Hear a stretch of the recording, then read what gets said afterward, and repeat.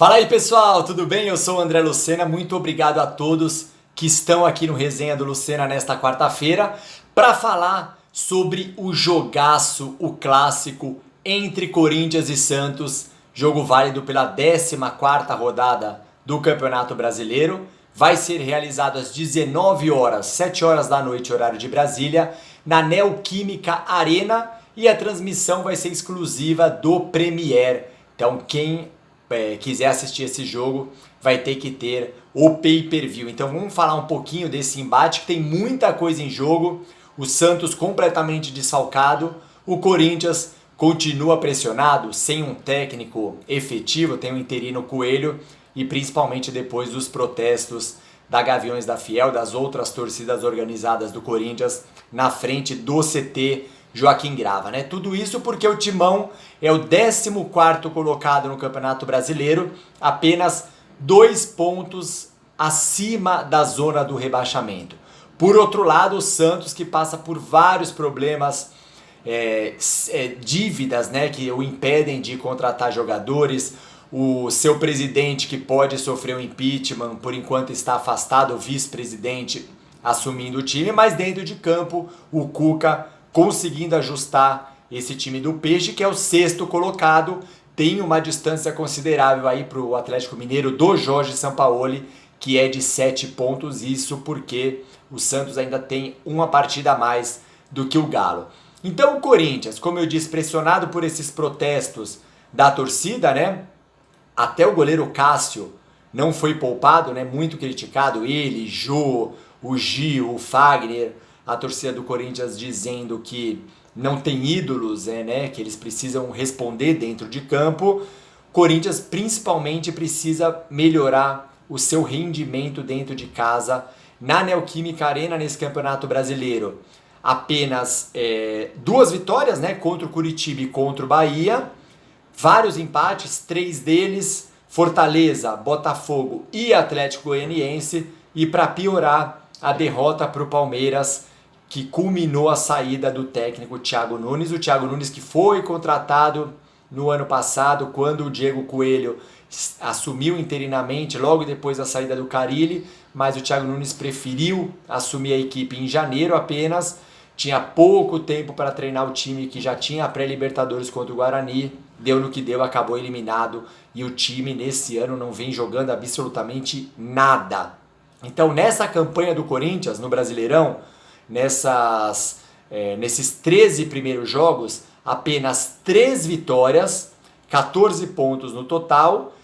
Para vocês terem uma ideia, é uma campanha nessa temporada de 2020 pior do que quando o time caiu em 2007, contando esses 13 primeiros jogos, né? Se a gente fizer um recorte que o Campeonato Brasileiro tem 38 rodadas, 13 rodadas dá quase 1/3 mesmo do campeonato, né? Só em 2006, que o time tinha apenas 10 pontos, e em 2004, quando tinha apenas 13 pontos nessas 13 primeiras rodadas, são anos piores do que o Corinthians nesta temporada de 2020. Em 2007, quando foi rebaixado, nas 13 primeiras rodadas o time tinha 17 pontos. Uma vitória a mais se a gente pegar do que da campanha atual, né? Corinthians tem poucos problemas, 2 convocados, Cantillo para a seleção colombiana e o Otero para a seleção venezuelana. Então o provável time do Corinthians tem Cássio no gol, Fagner, Gil, Danilo Avelar e Lucas Piton. Ali na volância a gente tem algumas dúvidas, né? O Gabriel deve ser titular, ao lado dele ou o Rony ou o Camacho. O Ederson, que era o chuta-chuta do Campeonato Paulista, considerado a salvação ali do meio-campo do Corinthians, em alguns jogos não vem nem sendo relacionado pelo Coelho, que até falou sobre isso em entrevista coletiva. E ali no quarteto ofensivo pode ser Ramiro aberto pela direita, Luan centralizado e Léo Natel ou Casares pelo lado, Jô no ataque. O Jô, aliás, que não faz um gol há mais de um mês pelo Corinthians. Então, para vocês entenderem toda essa problemática do time, o time que não consegue jogar, a bola chega quadrada para o Jô também não está numa boa fase, ele que faz sempre aquela parede dar o respiro para o time subir, né, do meio da defesa, do meio de campo para o ataque, mas o Jô também passando uma má fase. Lembrando que o Luan, que deve ser titular, surgiu até um boato que ele estaria com depressão, ele respondeu que não está com depressão, mas o Luan, que vive uma péssima fase no Corinthians também. Eu falei ao vivo no Papo de Bola da Rede TV no comecinho do ano que eu não achava que a contratação do Luan daria certo. Por enquanto, é o que vem acontecendo, né? Falando pelo lado da Vila Belmiro, o Santos, classificado na Libertadores com a segunda melhor campanha da primeira fase, só atrás do Palmeiras, que tem mais saldo de gol. Ainda falta uma rodada, né? Venceu o Olímpia no último jogo fora de casa. Como eu disse, vários problemas extra-campo, né? E o Cuca, que vem com uma sequência de 10 jogos de invencibilidade com esse Santos, também só perde para o Palmeiras, que tem 20 jogos entre todos os times da Série A. Para vocês terem uma ideia, o Jorge Sampaoli, no ano passado com o Santos, a maior sequência dele foi de 9 jogos de invencibilidade, isso contando também o Campeonato Paulista. A sequência do Cuca é só de Brasileirão e jogos de Libertadores, então é algo que a gente tem que exaltar muito mesmo. Sempre vem sofrendo com vários desfalques, não vai ser diferente o Santos nesta noite no jogo contra o Corinthians.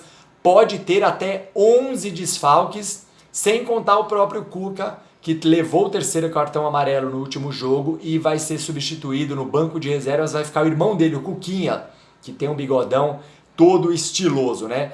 Os 6 confirmados, os 6 desfalques confirmados mesmo. O Soteldo, que está na seleção venezuelana. O Carlos Sanches, que sofreu uma lesão no joelho, não joga o restante da temporada. O Arthur Gomes, que foi expulso no último jogo. O Raniel, que está internado com uma trombose depois, pode ter sido decorrência da Covid-19. Já tem melhorado, já felizmente, né?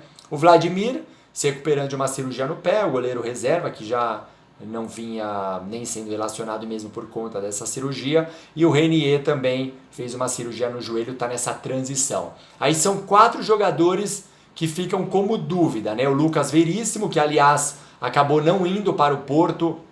Se a transação fosse concretizada, teria que ser até a noite dessa última terça-feira, né? O Alisson também, uma sobrecarga na perna direita, é dúvida. O Marinho, desconforto muscular na coxa esquerda, saiu no último jogo, vamos ver se ele joga ou não. E o Luiz Felipe, que vem numa transição ao zagueiro, que chegou a ser titular com o Sampaoli no ano passado, mas vem sofrendo com muitas lesões nessa temporada. Então, por isso, o provável Santos de João Paulo no gol, Pará na direita. Aí fica a dúvida, né? Se o Luiz Felipe joga ou se o jovem Alex continua. Ao lado dele, o Luan Pérez. Na esquerda, o Felipe Jonathan.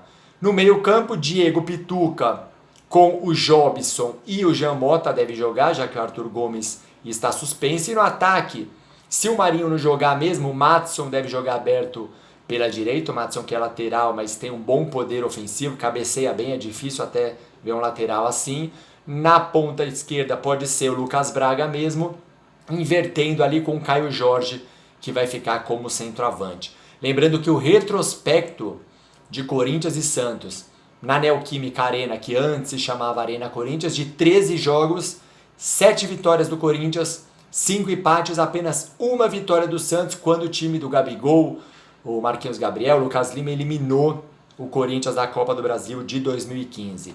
15 gols do Corinthians contra 6 gols do Peixe nesses 13 jogos que foram disputados na Neoquímica Arena, né? E por conta de todos esses desfalques do Santos, sem o Soteldo, sem o Sanches até que não vem fazendo uma excelente temporada como nas anteriores, principalmente se o Marinho não jogar, eu acho que o Corinthians vence o Santos na noite desta quarta-feira, se reabilita, até nem por conta dos protestos, né? Mas eu acho que os desfalques do Santos são muito consideráveis, apesar do Cuca estar fazendo um ótimo trabalho. De repente, para o Cuca, um empatezinho aí na Neoquímica Arena não é ruim. O Santos está em sexto, tenta entrar no G4, vai tentar ir longe na Libertadores e na Copa do Brasil, mas o meu palpite é que o Corinthians se reabilita e vence o Santos nesta noite, às 19 horas, como eu disse, com transmissão do Premiere. E para você, quem vence o jogo? Palpita aqui embaixo, coloca o seu palpite. Se você gostou do vídeo, dá o like também. Se inscreva no canal se ainda não é inscrito e ativa o sininho, as notificações para receber todos os vídeos aqui do Resenha do Lucena, beleza? Valeu, brigadão, boa quarta-feira a todos.